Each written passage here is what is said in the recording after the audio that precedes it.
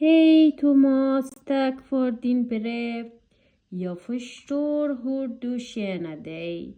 Många blir trötta när hösten kommer. Ett tips är att försöka gå ut en liten stund varje dag på lunchen. Dagljus och frisk luft hjälper mycket mot trötthet.